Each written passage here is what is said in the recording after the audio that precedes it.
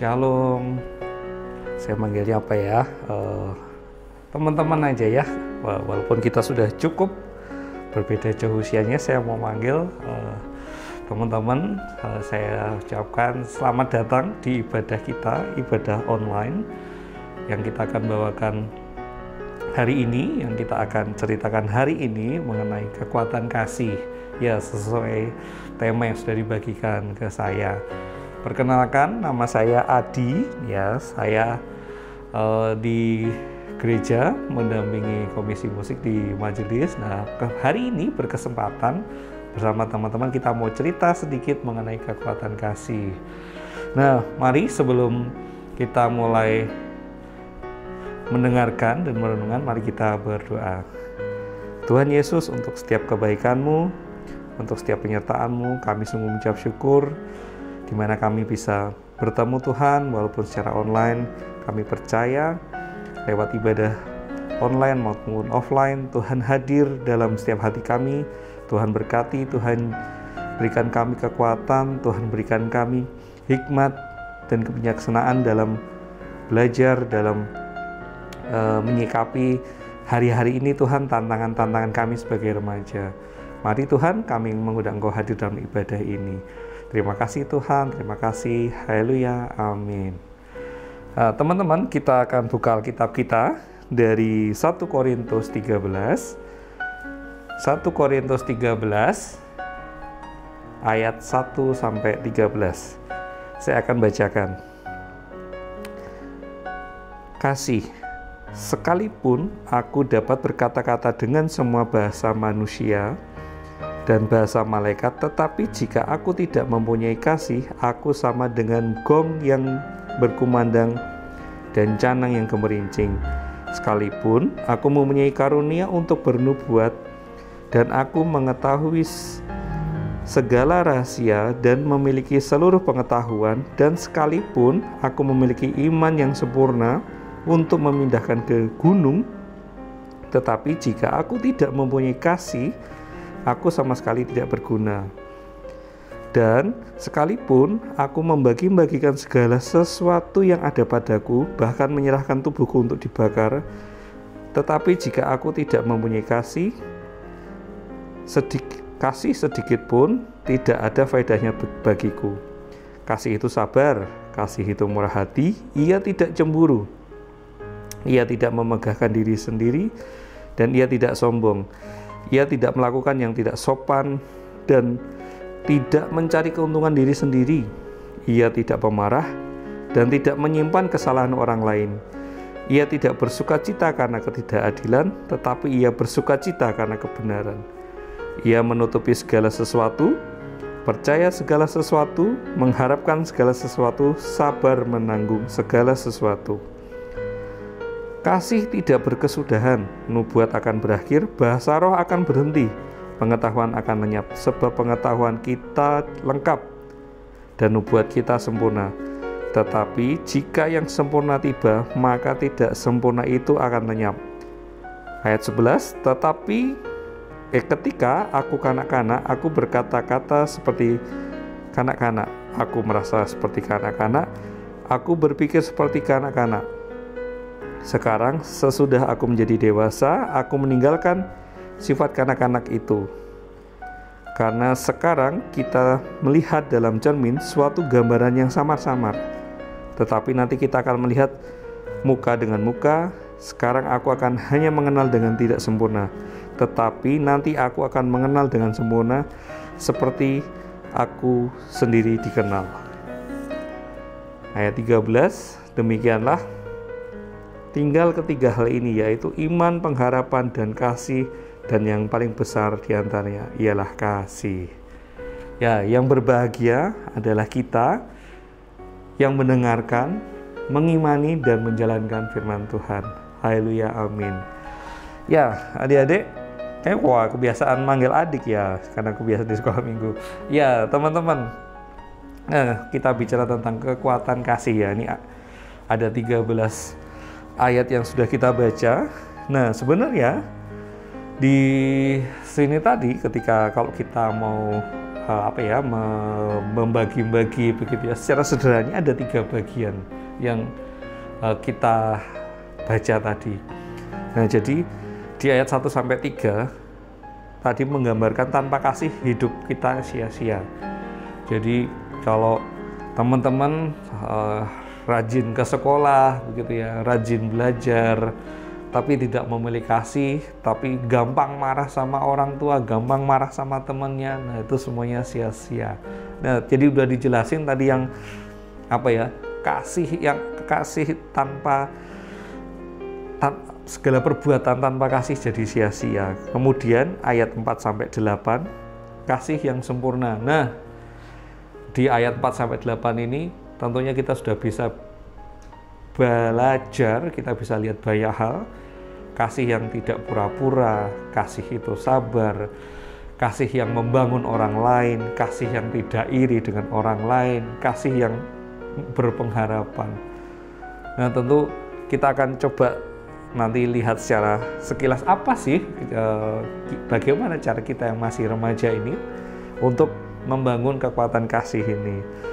Nah, ketika saya buka di ayat 11 sebetulnya tadi, kalau ayat 1 sampai 3 kita sudah bisa membaca ya, pasti teman-teman yang sudah mulai dari SMP begitu ya sampai usia seterusnya pasti bisa baca kalau kasih yang baik itu bagaimana, tadi sudah dijelaskan di Alkitab.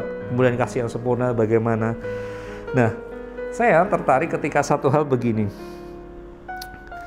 Ketika di ayat 11, ketika kanak-kanak aku berkata seperti kanak-kanak. Nah, ini dia yang salah satunya yang terus kita gimana dong yang masih menjadi remaja ya, masih remaja. Nah, saya kalau di waktu sekolah dulu, waktu masih zamannya kuliah ya, jadi teman-teman ini kan di usia remaja itu kalau di psikologi perkembangan begitu ya. Nah, besok iseng-iseng siapa tahu ada yang mau belajar psikologi ya, kuliah psikologi lifespan development. Nah, dia akan mengajarkan bahwa remaja itu first time to learn. Wah, apa itu? Remaja itu first time to learn. Pertama kali buat belajar di remaja. Nah, teman-teman, maksudnya dari di sini teman-teman akan belajar sebuah dampak dan akibat. Kalau mungkin sebelumnya teman-teman masih di sekolah minggu atau di sekolah dasar begitu ya, belum remaja, teman-teman ketika nggak garap PR itu tuh masih masih ya namanya juga masih anak-anak begitu ya. Oh, namanya juga masih anak SD, masih kadang-kadang gurunya maklumin, kadang-kadang pun hukumannya ringan ya. Mungkin orang tua juga ya masih kecil, tidak apa-apa, masih belajar. Nah, tapi begitu remaja ya it's too difficult to share ya, susah untuk membagikan bahwa dampak dan akibatnya itu gimana. Ya kan? Sekarang itu saya sangat memperhatikan, saya sangat care sama usia-usia tanggung begini ya, seperti teman-teman di usia-usia remaja. Kenapa? Ya, saya ketika kemarin dikontak untuk membawakan kekuatan iman ini, dan saya buka-buka berapa penelitian saya dulu begitu ya, waktu masih kuliah, saya ada satu hal yang selalu saya sampaikan dan saya nggak bosen-bosen ini kalau ketemu teman-teman remaja, itu mengenai persiapan masa depan. Ya, first time to learn ya. Pertama kali Anda belajar, pertama kali teman-teman itu belajar. Ketika misalnya begini, dalam sebuah ujian teman-teman tidak menguasai, itu teman-teman nggak bisa kok pulang langsung minta tolong, Papa, ini harus belajar, dan besok tiba-tiba teman-teman bisa. Nggak, beda sama waktu SD dulu. SD dulu mungkin dalam beberapa materi, mungkin sebagian besar materi, teman-teman bisa selesaikan itu dalam beberapa hari gitu ya, karena banyak hafalannya. Nah, sedangkan kalau ya ada matematikanya juga sih, ada yang ngitung begitu ya, tapi kalau teman-teman rasakan gitu ya perpindahannya, mungkin teman-teman yang udah SMA gitu udah terbiasa begitu. Tapi kalau yang di remaja, di fase-fase SMP awal begitu ya, akan mengalami ya ini dampak dan akibatnya. Jadi begini, saya selalu bilang ketika ketemu remaja itu persiapan masa depan, ya. Jadi Anda tuh nggak bisa tiba-tiba jadi expert gitu ya. Kita tuh nggak bisa saat remaja tiba-tiba aku tak rajin belajar biologinya, nantilah kalau udah SMA gitu ya. Atau aku tak belajar matematikanya nanti aja lah, jagonya pas SMA, pas remajanya aku masih pengen banyak mainnya. Atau mungkin yang nggak usah pelajaran ya, mungkin teman-teman gini, wah aku senang basket, aku senang olahraga, aku tak belajarnya, aku tak latihan rutinnya nanti aja lah SMA, biar setahun 2 tahun habis itu nanti aku udah bisa macam-macam. Nggak bisa kayak gitu teman-teman ya. Apalagi kalau teman-teman bicara tentang hobi, tentang seni begitu ya, nggak bisa teman-teman aku senangnya gambar mas gitu ya, terus tiba-tiba tapi aku mau belajarnya nanti aja kalau udah SMA. Nggak bisa tiba-tiba umur bertambah tiba-tiba adik-adik tuh langsung tiba-tiba expert. Enggak, tetap time to learn itunya tuh butuh yang panjang. Nah, mas jadi ingat waktu dulu remaja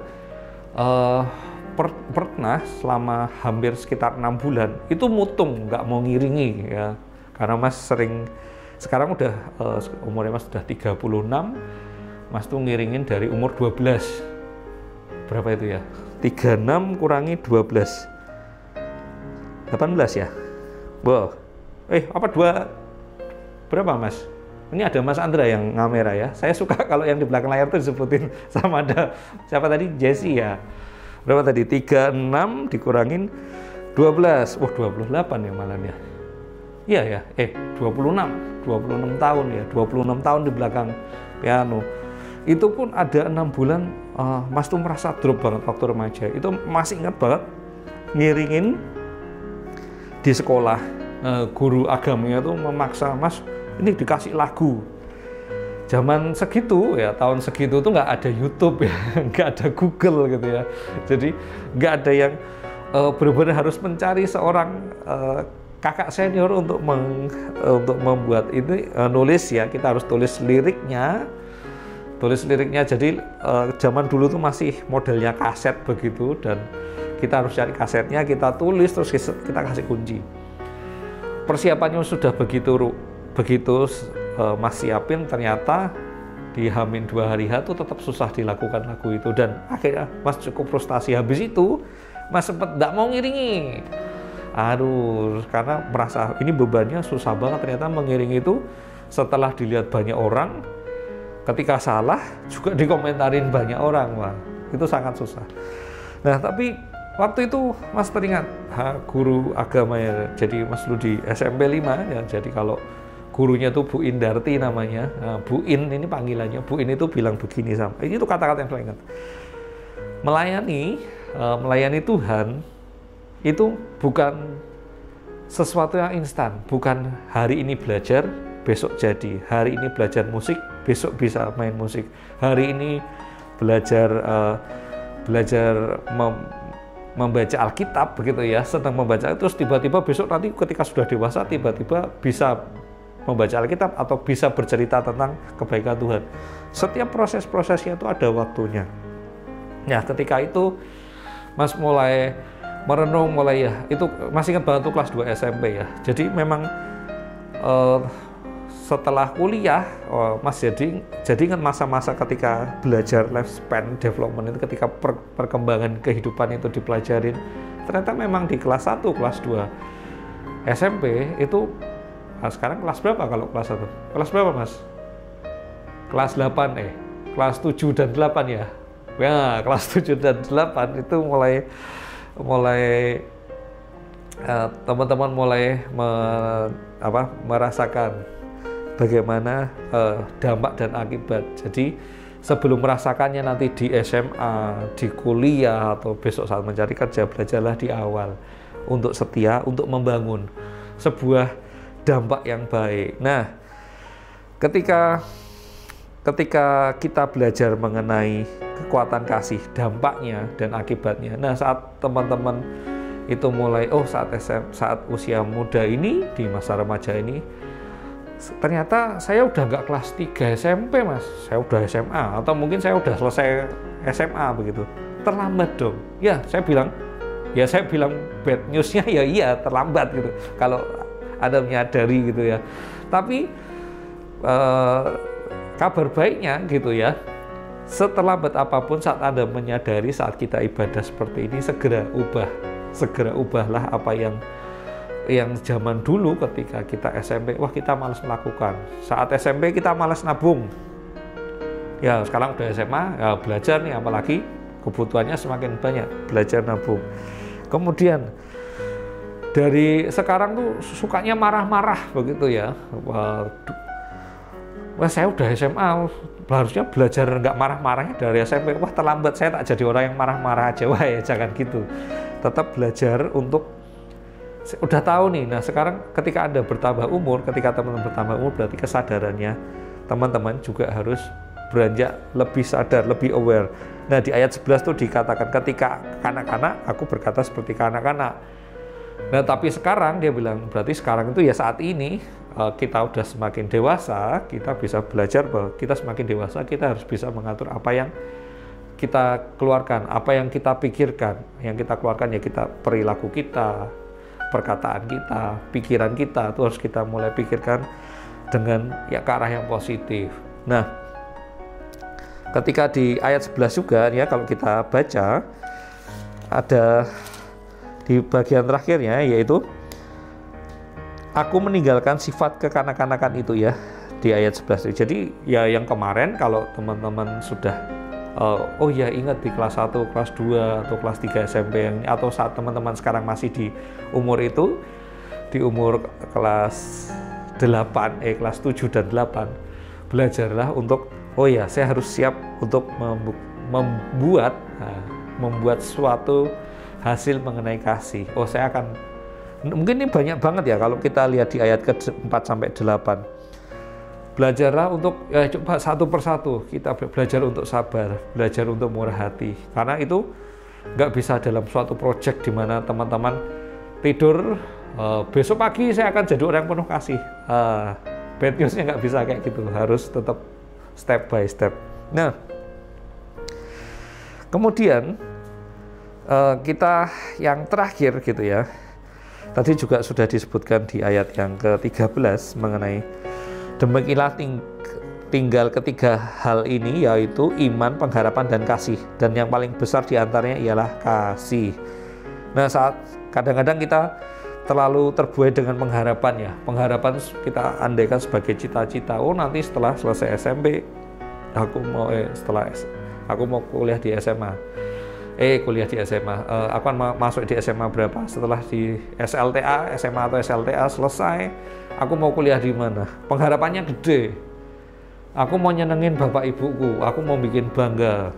Aku mau jadi seorang kakak atau seorang adik di keluargaku yang baik. Pengharapannya gede, tapi kita tidak punya kasih.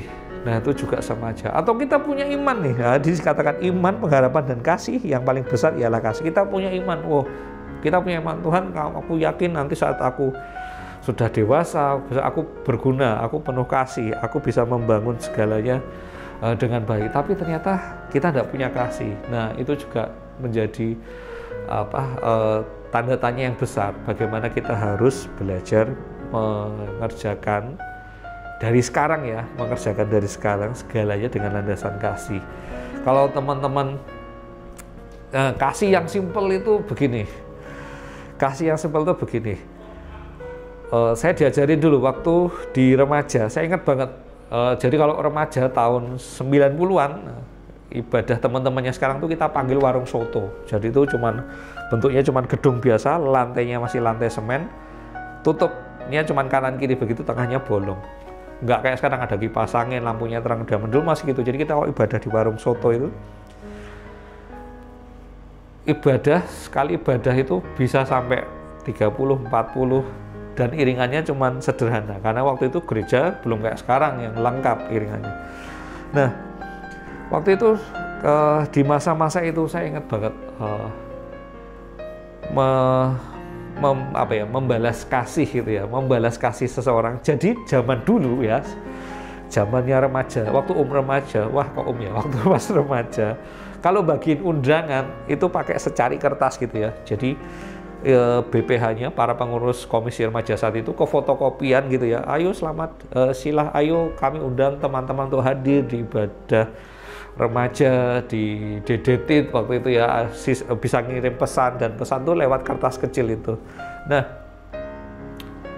bayangin nih ya, kalau gini Mas terima undangan itu ya secari kertas kecil itu, yang mengedarkan saat itu ya teman-teman remaja yang sudah lebih besar naik sepeda. Kita nggak, coba zaman sekarang ada nggak yang mau ngundangi teman-temannya 20, ya kita kok 20-30 orang ya, 20-30 orang dibagi nih, ayo kita kirim naik pakai undangan, wah naik sepeda lagi, wah sekarang udah pada punya banyak motor ya, zaman dulu kita belum punya banyak motor, masih banyak naik sepeda. Nah, jadi Mas tuh mau mengajak begini, sekarang kalau ada yang nge-share undangan di grupnya teman-teman atau yang Japri, kasih yang pertama itu hadir. Datanglah di ibadah-ibadah, entah online, entah offline, entah mau diajakin keakraban, entah mau diajak olahraga, datanglah. Karena itu bentuk kasih yang paling nyata, yang paling sederhana yang bisa kita lakukan. Ya, nggak harus datang terus, oh aku bantu panitianya nyiapin kursi, mungkin aku masih terlalu kecil begitu ya, aku masih belum tahu nih nata kursi akan bagaimana. Nah, tapi pertama datanglah. Karena itu bukti kasih yang pertama. Nah, yang kedua yang mau Mas ceritakan adalah begini. Yang mau pesen deng, bukan cerita yang mau pesen. Ketika Anda sudah hadir di setiap ibadah remaja, yang kedua begini, belajar untuk berdoa yang benar. Wah, berdoa yang benar berarti selama ini doaku salah, Mas. Bukan. Doa yang benar itu bersungguh-sungguh begitu ya, bukan. Jadi kalau datang ke remaja saat ujian atau ada saat teduh atau saat mendengarkan firman, belajar mendengarkan dan belajar berdoa yang sungguh-sungguh. Karena begini, berdoa yang sungguh-sungguh, berdoa tuh ya nggak tiba-tiba teman-teman begitu ya, nanti seumuran Mas sudah 35 tiba-tiba wah jago berdoa Tuhan Yesus kamu, itu juga susah begitu ya.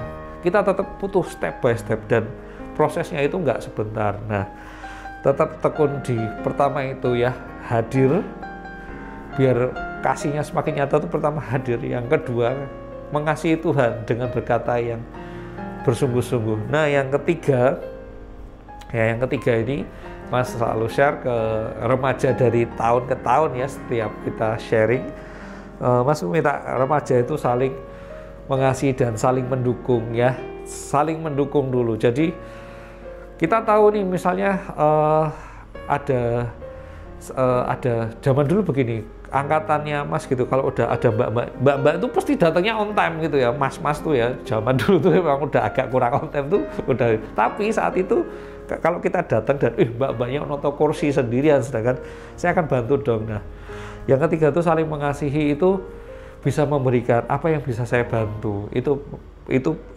kasih yang udah 3 landasan ini. Saya yakin kalau teman-teman mulai jalankan hari ini sampai nanti kita dipanggil Tuhan, Mas yakin kekuatan kasih itu jadi berkat yang luar biasa. Dan yang terakhir, kita mau belajar membentuk kasih saat remaja itu berarti memiliki kekuatannya. Kekuatan. Jadi gini, saya mau bilang gini teman-teman, hari-hari ini berapa menit ya tadi waktunya ya? Oh, mungkin 3 menit lagi ya, masih oke ya? Oke, 3 menit lagi. Mas mau share begini, belajar membentuk kasih saat remaja itu berarti belajar memiliki kekuatan. Ini sangat penting teman-teman. Gini, kehidupan kita di usia mendatang ya, saat teman-teman cari sekolah, cari jenjang pendidikan yang lebih tinggi, itu pasti banyak tantangannya.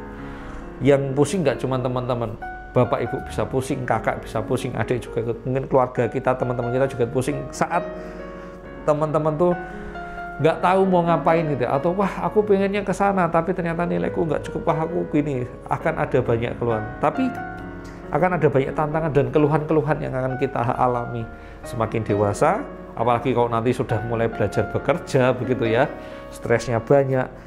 Nah, jangankan bekerja deh, sekarang kemarin kami sempat ngobrol beberapa teman-teman SMA yang belajar bareng mengenai isu isu kesehatan jiwa begitu ya di tempat kerja Yaum. Itu begini, belajar membentuk kasih itu adalah perisai yang luar biasa, perisai yang teman-teman harus pegang teguh untuk menjadi landasan kehidupan, menjadi kekuatan dalam menjadi kehidupan. Misalnya nih saat remaja, saat di SMP kita SLTP begitu ya, nggak terlalu kelihatan. Tapi mungkin nanti begitu sudah kuliah, wah ternyata sudah mulai boleh bawa kendaraan sendiri. Wah ternyata temanku motornya keren nih. Aku cuma naik motor BB aja sering mogok begitu ya. Kayak akhirnya kalau kita tidak punya kasih, wah kita selalu iri hati, dan iri hatinya kita yang jadi dampak orang tuanya, "Pak, beliin dong yang kayak gitu." Wah, jangan ya. Apalagi nanti kalau sudah kuliah, pergaulan semakin banyak, tantangannya semakin banyak. Kasih harus jadi pondasinya, kasih harus jadi kekuatannya.